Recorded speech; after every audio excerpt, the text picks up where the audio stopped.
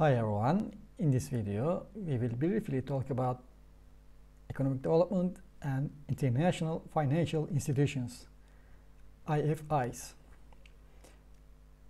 Before starting, let me remind you that please subscribe and support my channel. If you like it, please click the like button. Now let's start. Before having been starting the discussion over the economic development, it is necessary to define what economic development means. Economic development must combine 5 elements.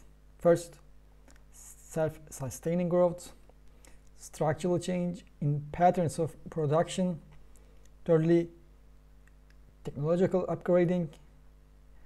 Fourth, social, political, institutional modernization, and finally, widespread improvements in the human condition.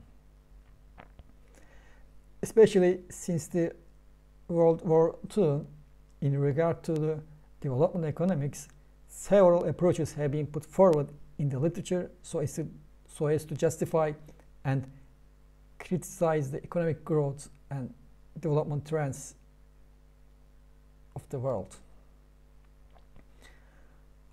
On the one hand, some scholars claim that the rising of the IFIs is the end of the development, and on the other hand, others claim that in order to get more benefits from the global economy, it is necessary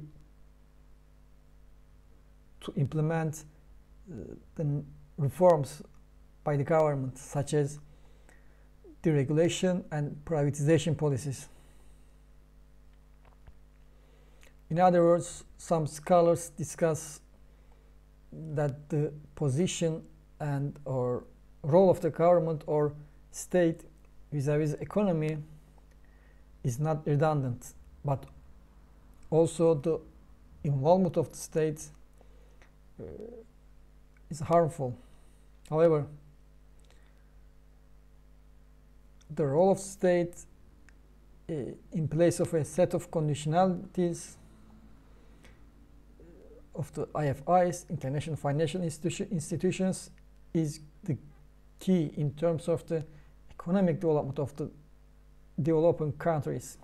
However, the global financial system and openness policies are to limit the state's use of interest and exchange rate policies.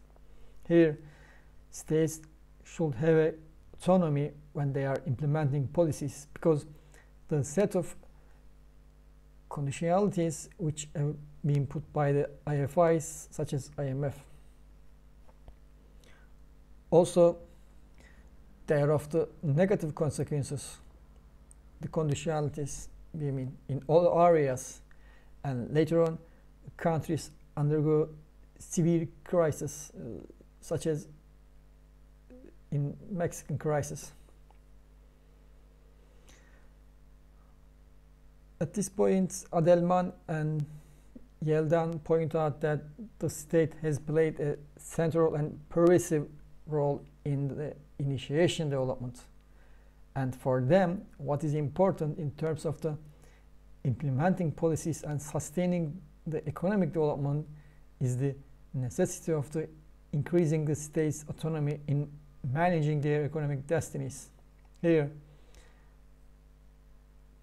they make a good point by discussing about the autonomy of the states, because international financial institutions can be unaware of the dynamics of the countries, not in terms of not only economic dynamics, but also social dynamics. With the help of the increased autonomy, the policies implemented by the governments can be more effective than a set of conditionalities. To understand and interpret the salient role of the states in managing economies, 2 cases will be helpful, that are Japan and Korean development cases.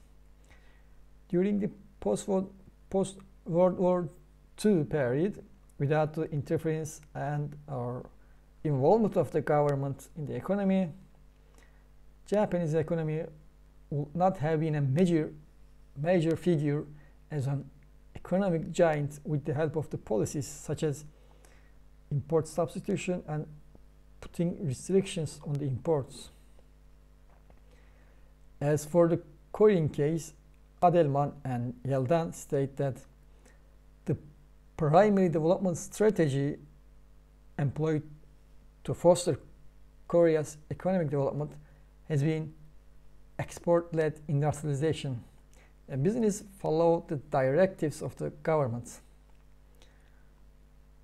These examples demonstrate the significance of the role of states' autonomy vis-à-vis a set of conditionalities of the international financial institutions in terms of the management of their economies so as to foster the economic development.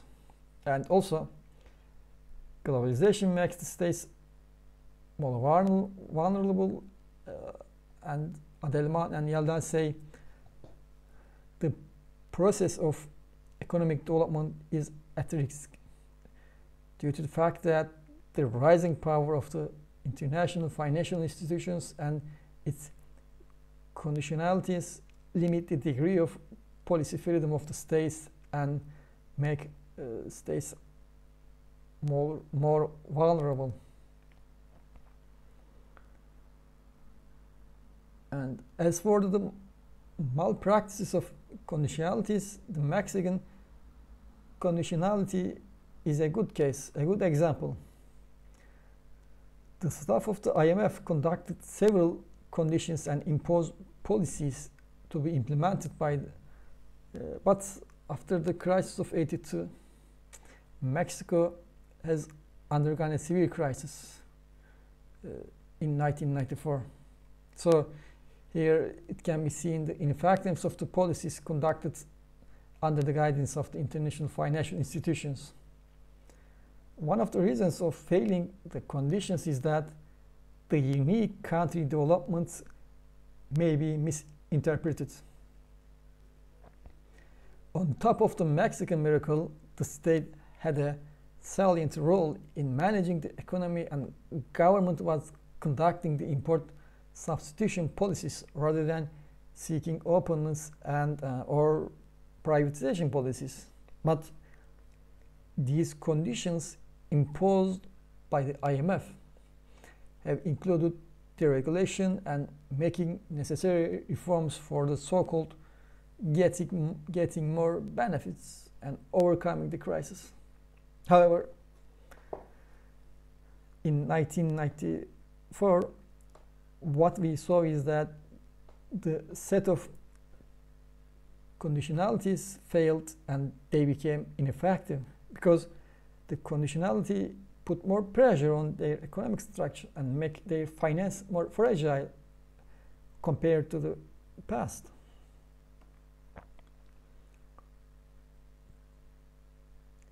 To recap, on the one hand, some scholars perceive the rising of the international financial institutions as a global power with a set of conditionalities as the end of the development. But others argue that so as to be gained more benefits from the globalization, it is a must to make deregulation and implementing necessary reforms such as privatizations. In the light of these discussions, we see that states have a key role in terms of the economic development, but today, currently, the development is at risk, and what is needed is that states should be more autonomous because conditionality does not work. Because we see negative consequences in all areas. Here, we do not mean that the international financial institutions are totally evil.